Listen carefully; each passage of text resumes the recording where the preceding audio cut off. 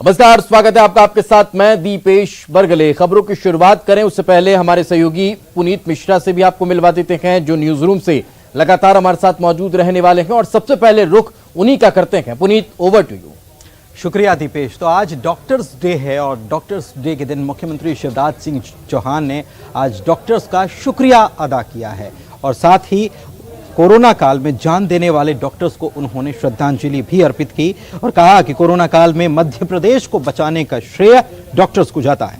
उन्होंने कहा कि जब मैं सीएम बना तब कोई इंतजाम नहीं थे, हमने स्वास्थ्य सुविधाएं बढ़ाई और उन्होंने ये भी कहा कि कोरोना की तीसरी लहर से निपटने की तैयारी पूरी है।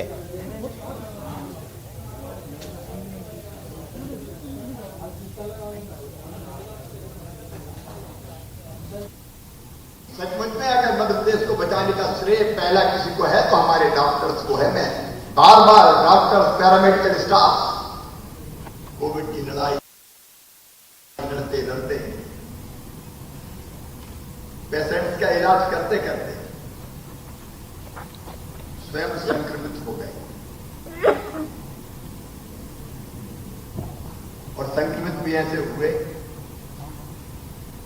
कि डॉक्टर रहते हुए भी हम उन्हें बचा नहीं पाए। मैं उनके चरणों में सबके श्रद्धा के सुमन अर्पित करता हूं। उनका ये योगदान और उनका ये बलिदान मध्य प्रदेश और उसकी 7.5 करोड़ जनता का अपनी जान पे खेल। हम जानते हैं एक ने अनेकों उदाहरण हैं। ऐसे हमारे चिकित्सक मित्र महीनों अपने परिवार से नहीं मिले। जब पहली लहर आई तब कोरोना का बहुत परिचय नहीं था।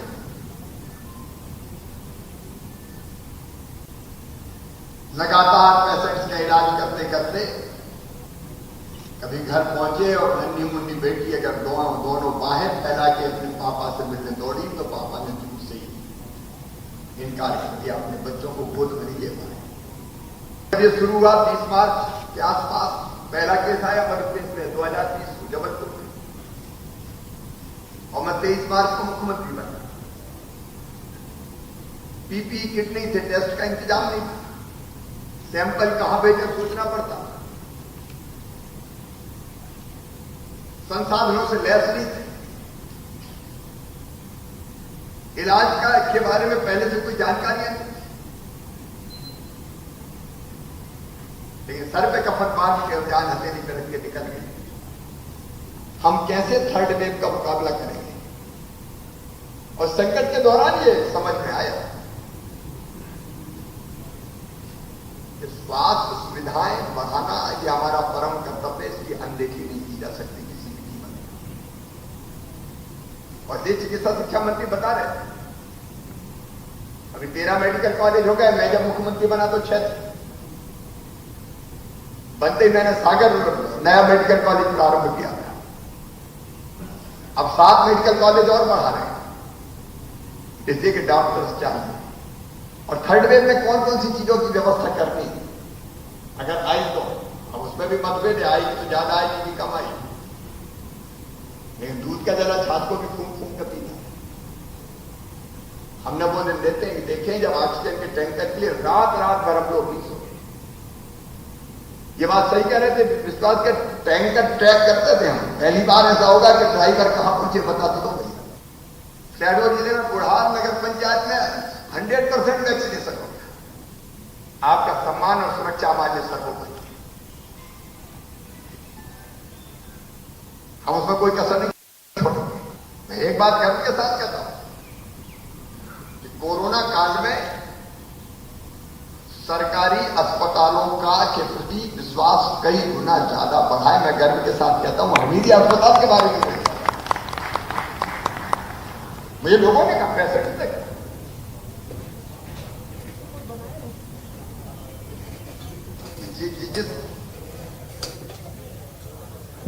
इधर मुख्यमंत्री शिवराज सिंह चौहान ने आज लोगों से अपील करने के साथ ही तीसरी लहर को लेकर चेताया भी। उन्होंने कहा कि अगर जरा भी लापरवाही की गई, कोविड प्रोटोकॉल का पालन नहीं किया गया तो तीसरी लहर भयानक हो सकती है। साथ ही उन्होंने कहा कि लॉकडाउन भी लगाना पड़ सकता है, इसलिए लोग कोविड प्रोटोकॉल का पालन करें ताकि कोरोना को हराया जा सके। लापरवाह हुए तो ये नंबर फिर बढ़ेगा, नंबर बढ़ेगा तो संक्रमण की दर बढ़ेगी, और संक्रमण की दर बढ़ी तो फिर खतरा बढ़ेगा। अब वो नौबत ना आए कि हमको फिर लॉकडाउन करना पड़े। इसलिए मेरी प्रार्थना है, कोविड के संक्रमण को रोकने के अनुकूल व्यवहार कृपया करके जरूर करें। चेहरे पर मास्क लगाएं, दूरी बना के रखें, हाथ स्वच्छ रखें, और ग्राहक हो, दुकानदार हो, पर्यटक हो, सब कोविड के प्रोटोकॉल का पालन करें। संकट अभी गया नहीं है।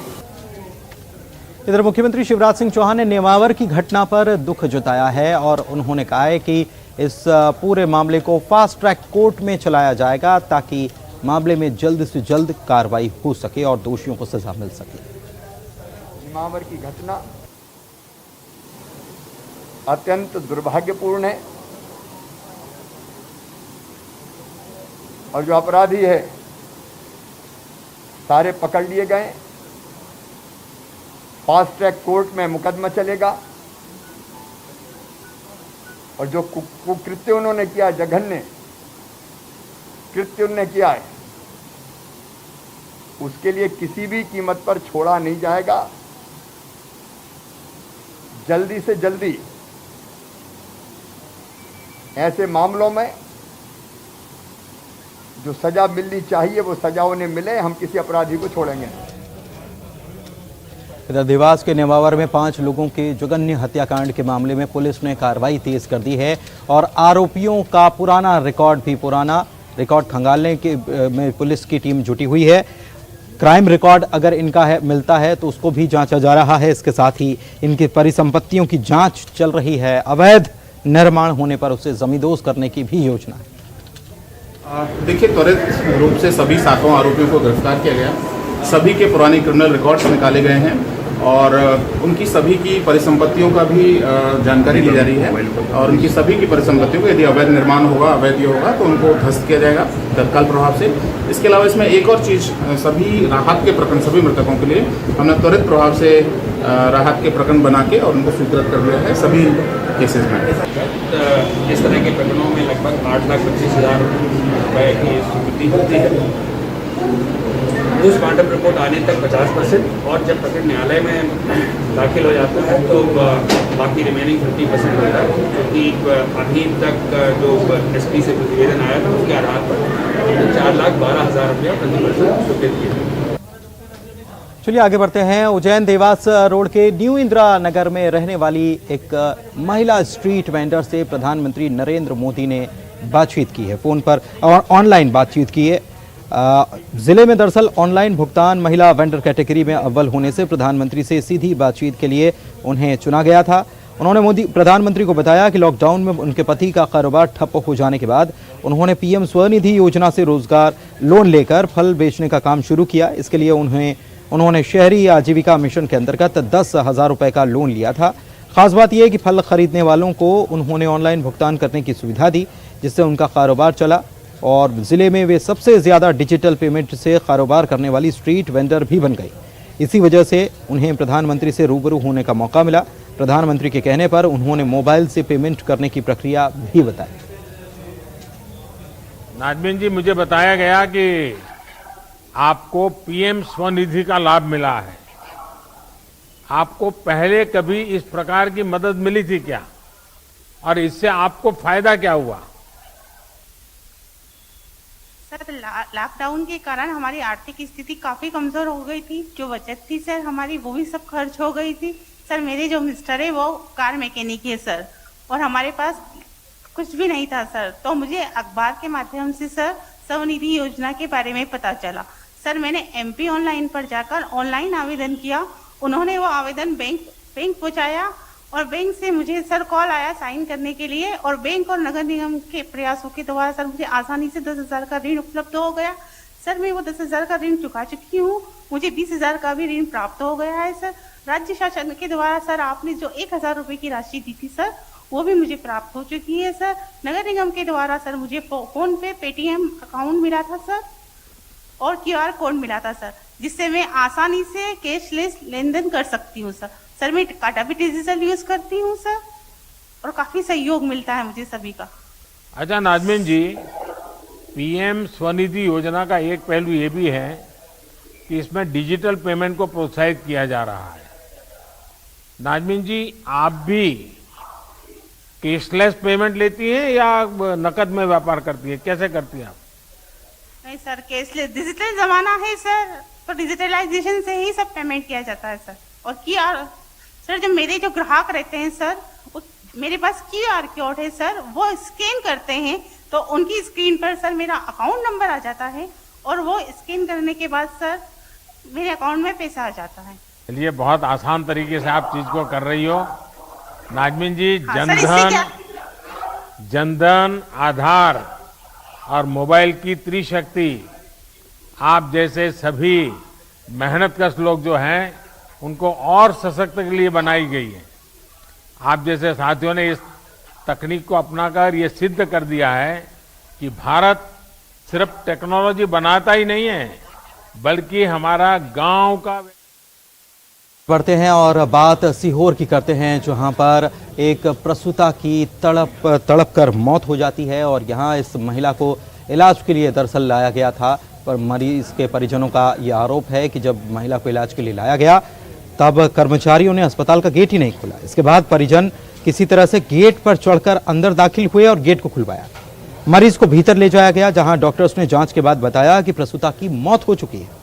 परिवार वालों की मांग है कि दोषी डॉक्टर और अस्पताल स्टाफ पर कड़ी कार्रवाई की जानी चाहिए। उधर अस्पताल प्रबंधन इस मामले पर चुप्पी साधे हुए। गेट पे आए तो गेट बंद था, कि नर्स उन सो रही थी।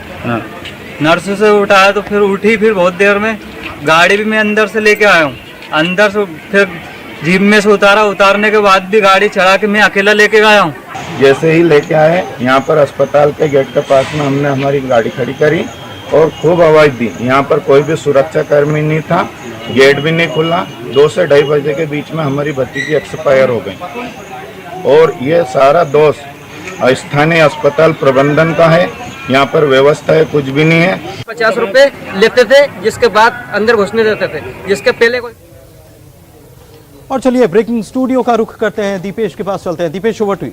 बिल्कुल पुनीत, तो एक बड़ी खबर बता देते हैं। दरअसल लोग अब भी सबक लेने का नाम नहीं ले रहे हैं। हम आपको खबर बता रखे हैं सिवनी से। सिवनी में वैक्सीनेशन सेंटर पर लोगों की बेतहाशा भीड़ देखने को मिल रही है। वैक्सीन सेंटर पर लोगों की भीड़ उमड़ रही है। सोशल डिस्टेंसिंग का पालन लोग करते हुए नजर नहीं आ रहे हैं। बिना मास्क लगाए लोग दिखाई दे रहे हैं। ये लापरवाही कहीं भारी न पड़ जाए। ये तस्वीरें आप देख लीजिए सिवनी से, जहां वैक्सीनेशन सेंटर पर लोगों की बेतहाशा भीड़ देखने को मिल रही है। ये तस्वीरें ये बताने के लिए काफी है कि लोग अब भी समझने को तैयार नहीं हैं कि आखिर सोशल डिस्टेंसिंग का पालन करना बेहद अनिवार्य है। ऐसा नहीं है कि आप मंदिर की चौखट पर पहुंच गए तो दर्शन हो गए, वैक्सीनेशन सेंटर पर पहुंच गए तो आपकी इम्यूनिटी बढ़ गई। ऐसा नहीं है। आपको वैक्सीन जब तक दोनों डोज नहीं लग जाते तब तक भी आपको और उसके बाद भी सोशल डिस्टेंसिंग का पालन तो करना ही होगा। लेकिन अभी तो एक डोज भी नहीं लगा, उसके बाद भी तस्वीरें इस तरह की है वैक्सीनेशन सेंटर की। अब सवाल ये उठता है कि क्या यहां पर जो जिम्मेदार हैं उनको अपनी जिम्मेदारी का निर्वहन ठीक से करना नहीं आता, या फिर यहां कोई व्यवस्था की नजर नहीं आई जो इस कदर भीड़ वहां पर एकत्रित हो गई और लोग यहां पर धक्का मुक्की करते हुए नजर आए। ये तस्वीरें आप देख सकते हैं किस तरह से एक के ऊपर एक चढ़े हुए हैं और ये और ज्यादा डराने वाले हालात हैं।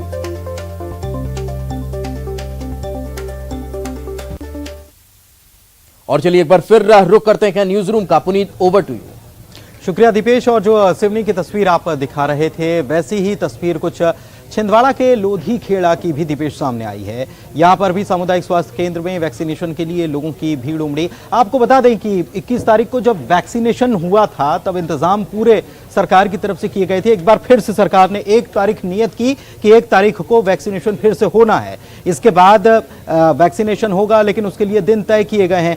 लोग वैक्सीन लगवाने के लिए पहुंच रहे हैं वैक्सीनेशन सेंटर, लेकिन यहां पर इतनी ज्यादा संख्या में लोग पहुंच रहे हैं कि यहां व्यवस्था की जगह अव्यवस्था की तस्वीर बनती हुई दिखाई दे रही है। चाहे वो छिंदवाड़ा की बात हो, लोधी खेड़ा की छिंदवाड़ा के, या फिर सिवनी की बात हो, तस्वीरें दोनों जगह एक सी यहां नजर आई हैं। और यहां इंतजामात भी होने चाहिए ताकि सोशल डिस्टेंसिंग का लोगों को पालन कराया जा सके, क्योंकि अगर ऐसी स्थिति बनती है तो यह विस्फोटक बन सकती है और ऐसे में पालन करवाने के लिए भी यहां वॉलंटियर्स की जरूरत है।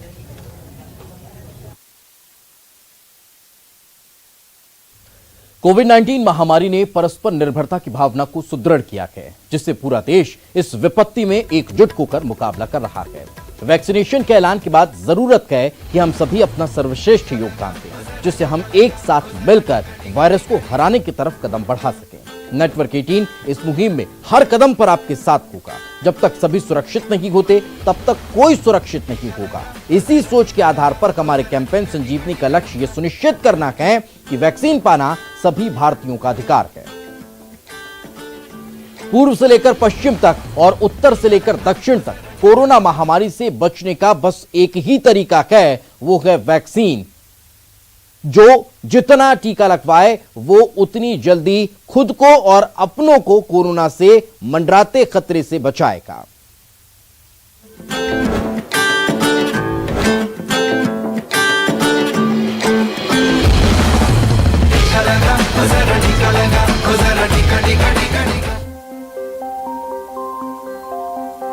महामारी इंसान का रंग रूप नहीं देखती, ना ही देखती है अमीरी और गरीबी का फर्क। इसलिए कोरोना वैक्सीन की 2 खुराक हर इंसान के लिए बेहद जरूरी है। ओडिशा के रायगढ़ में रहने वाले आदिवासियों को भी इन दिनों यही बात समझाई जा रही है और इस नेक काम में मंत्री से लेकर जिले के आला अधिकारी तक एक किए हुए हैं।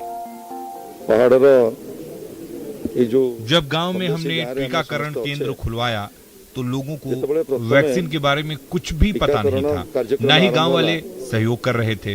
लेकिन धीरे धीरे गांव के लोगों को सारी बातें समझ आ गई। अब लोग जागरूक भी हैं और टीका लेने के लिए सामने भी आ रहे हैं और ये सब स्थानीय प्रशासन की बदौलत हो पाया है। हालांकि ये सब इतना आसान नहीं था, क्योंकि शहर की चकाचौंध से कोसों दूर रहने वाले आदिवासियों के मन में वैक्सीन को लेकर कई आशंकाएं थीं। शहर से गांव तक पहुंचने वाली अफवाहों ने इन्हें भी अपनी चपेट में ले लिया था। लेकिन रायगढ़ के जिला प्रशासन ने हार नहीं मानी। जिला अधिकारी की अगुवाई में जिला प्रशासन की टीम लगातार स्थानीय लोगों की मदद से आदिवासियों को समझाने में लगे रहे। ओडिशा के आदिवासी मंत्री जगन्नाथ सरक, राज्य योजना बोर्ड के डिप्टी चेयरमैन संजय दास वर्मा जैसे जिम्मेदार लोगों ने भी इसमें पूरा सहयोग किया और आखिरकार मेहनत रंग लाई। खासकर डंगरिया आदिवासी जो टीका लेने में काफी संकोच कर रहे थे, वो अब वैक्सीन के लिए आगे आ रहे हैं। हाँ जी, हमारे गांव में टीकाकरण अभियान चल रहा है। मैं सभी से प्रशासन का सहयोग करने और वैक्सीन लेने के लिए आगे आने की अपील करता हूँ। जिला प्रशासन ने हमारे लिए टीकाकरण शिविर की व्यवस्था की है। हम वैक्सीन लेकर खुश हैं। अपनी सभ्यता और संस्कृति को बचाने की गंभीर चुनौती का सामना कर रहा ओडिशा का आदिवासी समाज अफवाहों की असलियत समझकर वैक्सीन की अहमियत समझ चुका है। उम्मीद है जागरूकता का ये अभियान यूं ही आगे बढ़ता रहेगा और जल्द ही देश 100% टीकाकरण का लक्ष्य हासिल कर लेगा। ओडिशा से ब्यूरो रिपोर्ट, न्यूज़ 18 नेटवर्क।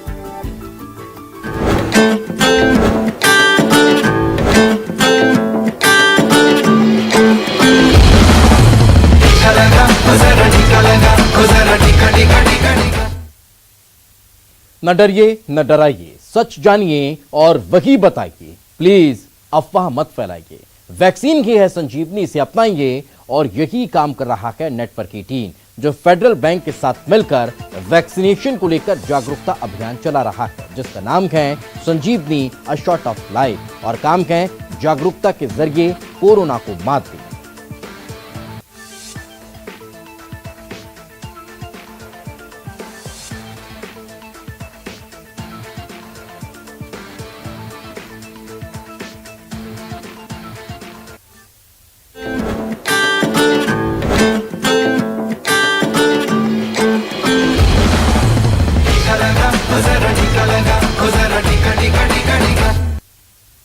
और इसी के साथ इस बुलेटिन में फिलहाल इतना ही और अब एक नजर सुर्खियों पर।